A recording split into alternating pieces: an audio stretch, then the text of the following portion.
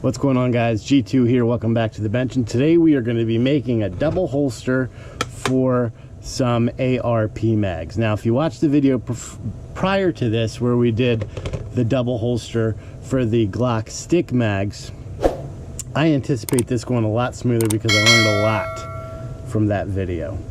And what we're going to do, just to start this off, is we're going to split our piece down the middle. Boom. There we go. Piece split down the middle. So we've got our finish side. As you know, you've got your finish side and then your inside. So remember, the shiny smooth part is the inside, the rough textured is the outside. And we're going to do a quick setup here just to see what we're dealing with. I think we're going to set them up kind of like this. Now what we would need to do is look at the distance that we want these separated. Now what I learned in the previous one was I did not account for the belt loop. This belt clip is going to go right in the middle, right here. But yeah, we're going to do something a little funny. So we're going to make this is going to be our outside, this is going to be our inside. So let's set it up like that, and what I'm thinking is we can set a spacer here to allow for our belt clip to go there. That'll allow us to have a smaller footprint, and I think it'll work. If it doesn't, it doesn't. Okay, so this is where we're going to be looking.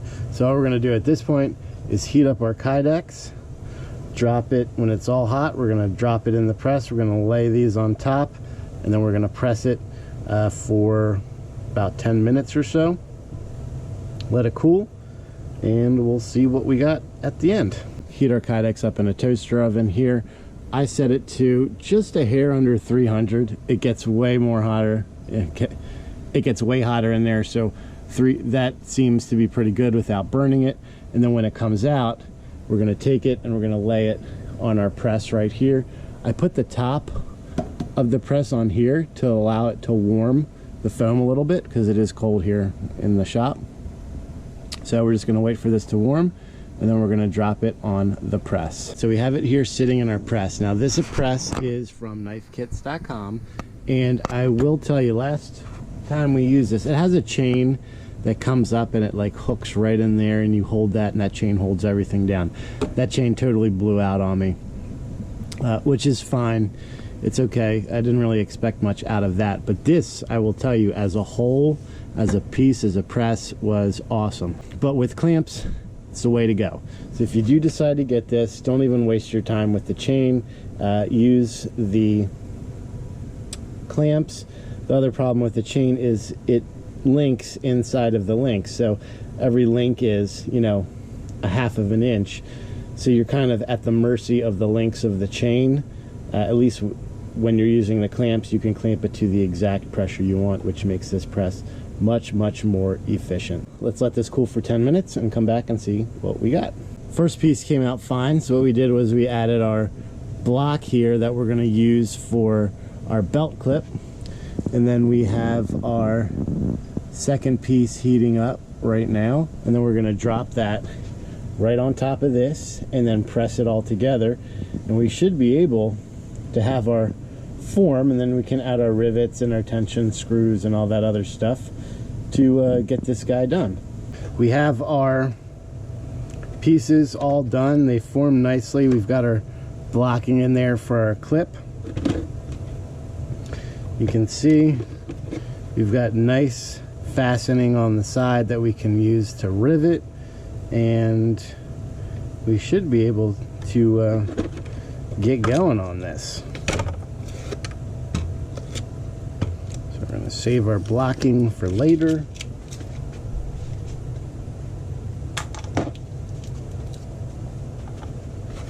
So we know this is going to be our back, right? So we've got 2 holes that we're going to need to drill.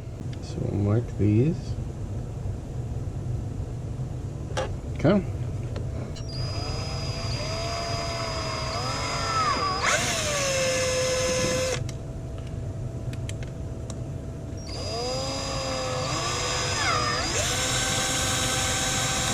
One of the things you want to make sure that you deburr every one of these holes so that you don't have anything that sticks up and out of the way or gets in the way of your screws. The little sandpaper, just to clean it up.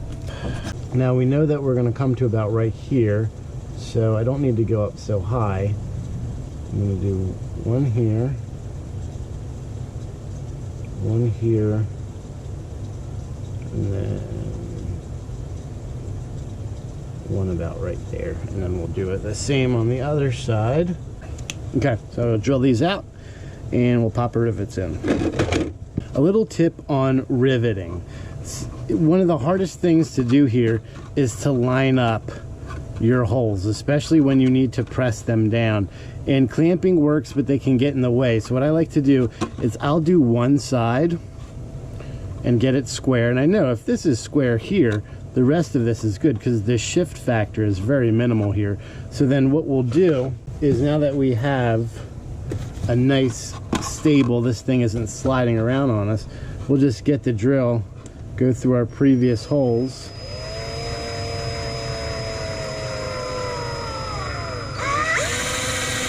This has been the easiest way for me to be accurate and not to obviously mess up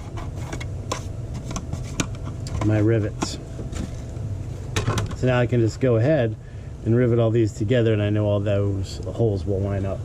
So now we've got everything in there. It fits. It's tight though, you know, so we're gonna have to do a little bit of tensioning, but that's okay. We can easily take care of that. What I want to do first is get our shape.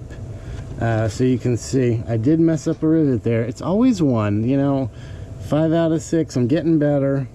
I could replace it. I don't think it's going to mess with the integrity, but it's always that one freaking rivet that just wants to piss me off. I should get a press, but I should be able to do this, whatever. Okay, so here's what we're going to do. We're going to start trimming, and now that we know we've got our rivets done, we're going to be able to take off a good amount of that junk over there. So what I do for this initial trim is I just use the cutter, the blade. You can see this one's pretty tight. If I had a bandsaw, I'd use it, but I don't, so it's just as easy to do this. This stuff breaks so easily. It's not a big deal.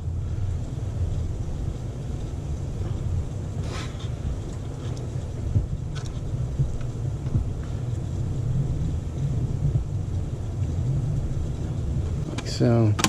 And crack. Bend. And crack. There we go. Got a rough shape. And now what we do is we're going to take this whole thing over to the belt sander and just start cleaning it up and final shaping. So get our edges, our corners, get everything nice and smooth. Have an idea, a final shape as to what you want.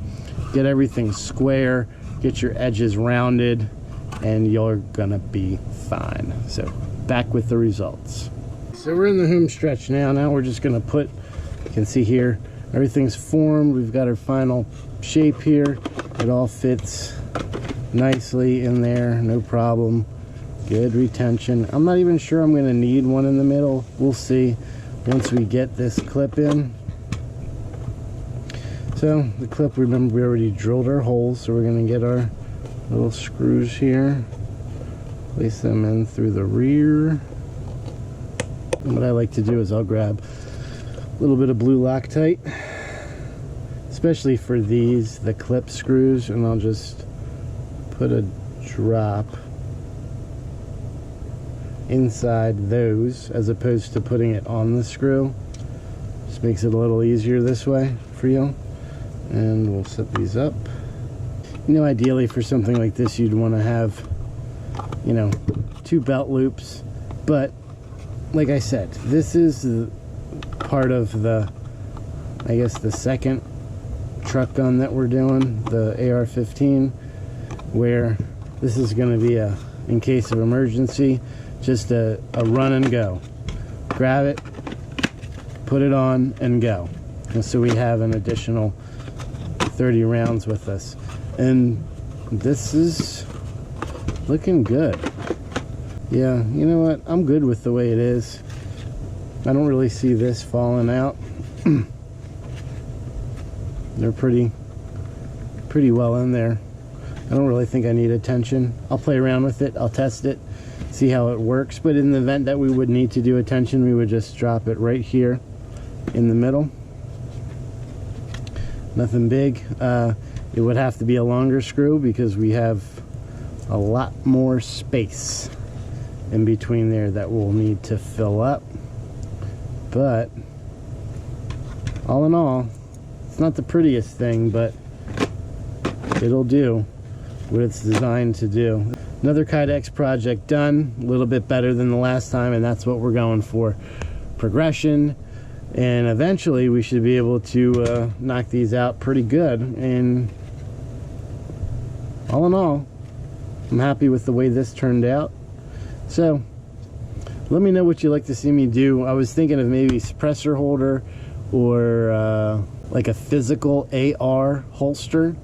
That might be interesting to do. We'd have to play around with that and see how it would work, but I got a couple ideas. So let me know below if there's anything you want to see me do in Kydex. I mean, I'm up for it. Throw me. I like the challenge. That's going to wrap it up for today. So until next time, make sure that you're practicing safe weapons handling all times and treating every weapon as if it was loaded. God bless America. G2 out.